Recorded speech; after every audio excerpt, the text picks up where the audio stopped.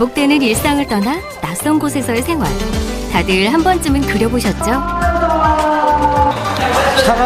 물론 당황스러운 상황에 맞닥뜨리기도 하겠지만 그 덕분에 생전 해보지도 않았던 일들을 도전해보기도 하는데요. 4박 5일간 태국에서 열린 전국 장인 활동가 대회. 지난 시간 그 못다한 이야기를 지금 시작합니다.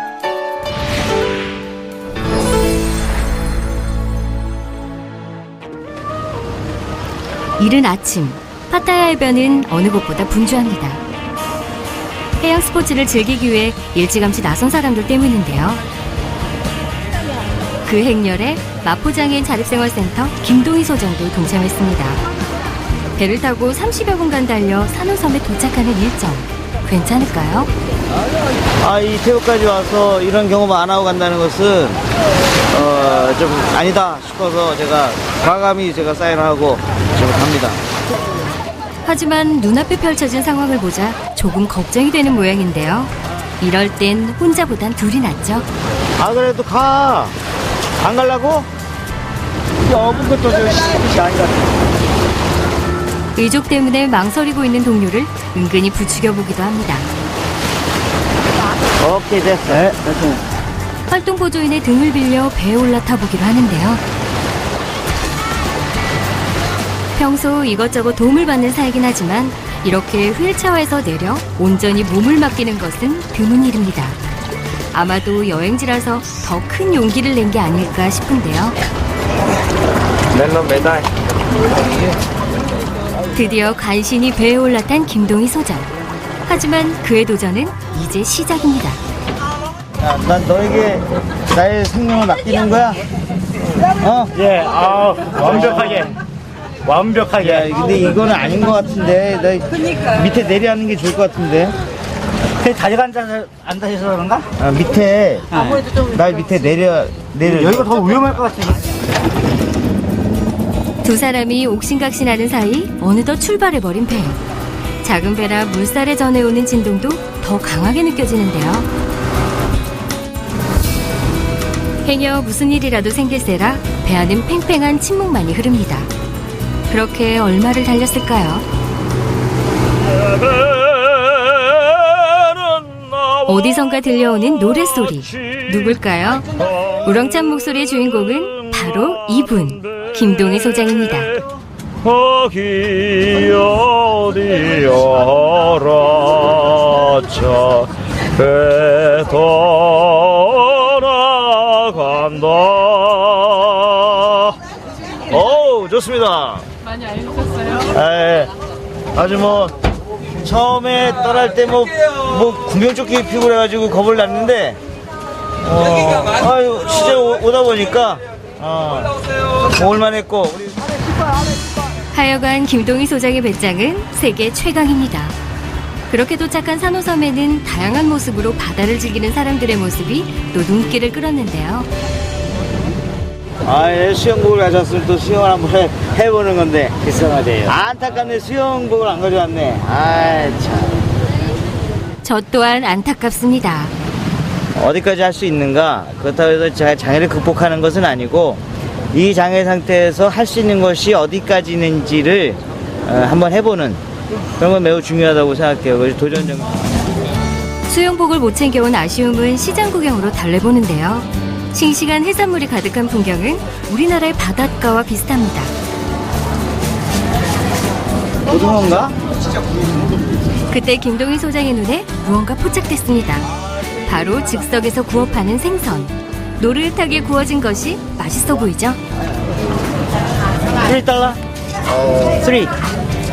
아니나 다를까 이곳에서도 김동희 소장의 도전 정신이 발휘됩니다. 하지만 이 젊은 총각도 만만치는 않아 보이는데요. 깎아야죠. 원래 시장은 깎아야 되는 거예요. 이미 $3의 생선을 산 듯한 김 소장의 여유. 헬로 3. 끝내 $5짜리 구운 생선을 $3에 사는데 성공합니다. 갓 구운 생선을 착한 가격에 구입했기에 그 맛이 더 좋을 테죠. 참 야무지게도 맛을 보는데요. 무슨 맛인가요? 이게 저 명태 뭐 이런 거, 그거 비슷해요. 후식은 바로 옆 가게에서 파는 열대과일 한 모금으로 해결. 풀코스가 따로 없습니다. 목말랐다 먹어서 이제 시원하네. 똑소리 나는 김동희 소장의 시장 탐험기였습니다.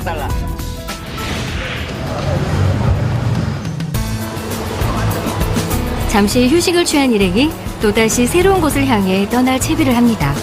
특장차도 부지런히 움직이는데요. 이 차가 없었으면 아마 저는 이 여행을 아마 안 왔을 것 같아요. 이렇게 차가 없었다면. 아예 안 오셨을 거예요? 네. 너무 이렇게 이동하는 것 자체가 너무 힘들기 때문에요. 그러고 보면 이 버스는 태국에서 행사를 가능하게 해준 고마운 존재입니다. 그렇게 30분을 달려 도착한 곳은 파타야에 위치한 악어 농장. 왜? 매달려야지. 아, 힘들어서 못 겠어. 앞서가던 동료가 김동희 소장을 기다리고 있는데요. 워낙 넓은 곳이라 수동 휠체어로는 다니기가 힘들기 때문입니다.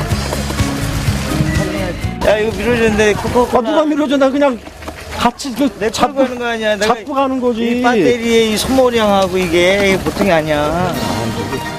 평소 호영호재하며 지내는 두 사람. 음료수 한 잔에 실랑이를 벌이는 모습이 정겨워 보이는데요.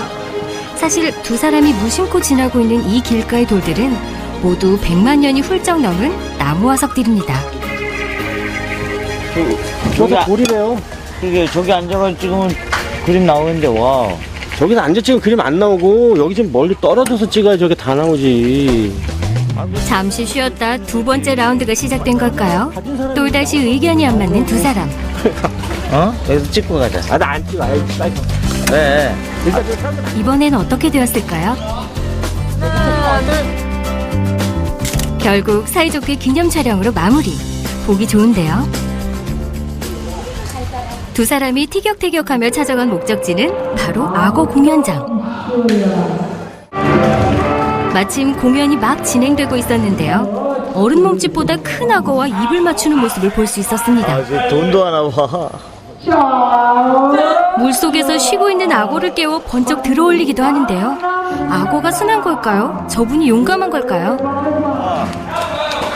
살아있긴 있는데, 와. 마지막으로 악어를 안고 덩실덩실 춤까지 추고서야 공연은 끝이 납니다. 다음으로 찾은 곳은 이번 행사의 하이라이트라고 할 수 있는 시간. 태국의 수도 방콕에 위치한 UN 에스캅으로 향합니다. 에스캅은 전 세계 경제사회 협력과 개발을 촉진하기 위해 설립된 UN 산하기구인데요.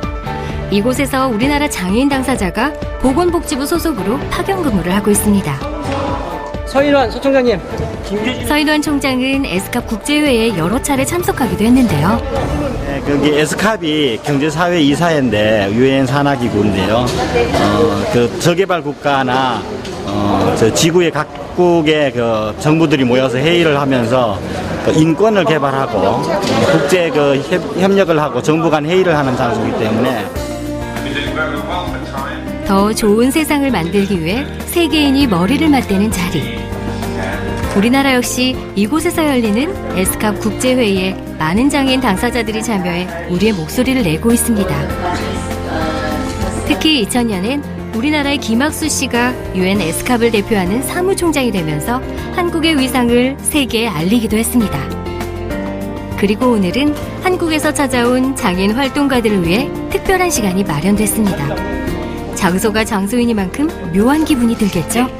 유엔 마크가 있는 회의장에 들어와서 앉으니까 뭔가 된 듯한 그런 기분이 드네요. 해가지고 세계 노인 인구당 54. 먼저 개괄적인 설명을 들어보는데요.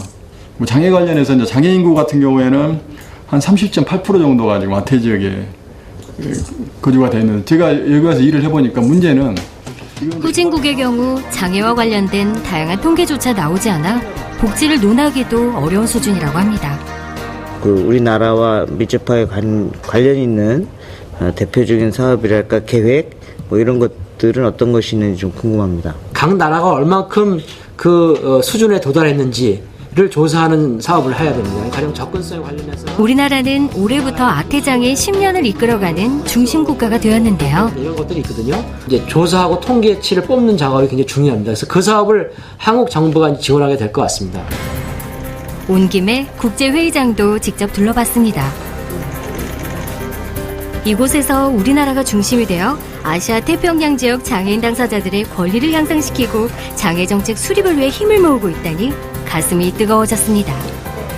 한국에 있는 장애인들의 삶이 앞으로 좀 더 나아지지 않을까, 함께 더불어 잘 사는 그런 한국을 만드는 일에 조금이나마 역할을 해야 되겠다는 어떤 의무감, 뭐 이런 것도 들고요. 바쁘고 힘든 일상에서 잠시 벗어나 몸과 마음에 새로운 에너지를 채우기 위해 떠났던 전국 장애인 활동가 대회. 태국에서의 낯선 경험들이 이들의 열정을 더 뜨겁게 불태우는 자원이 되기를 간절히 소망합니다.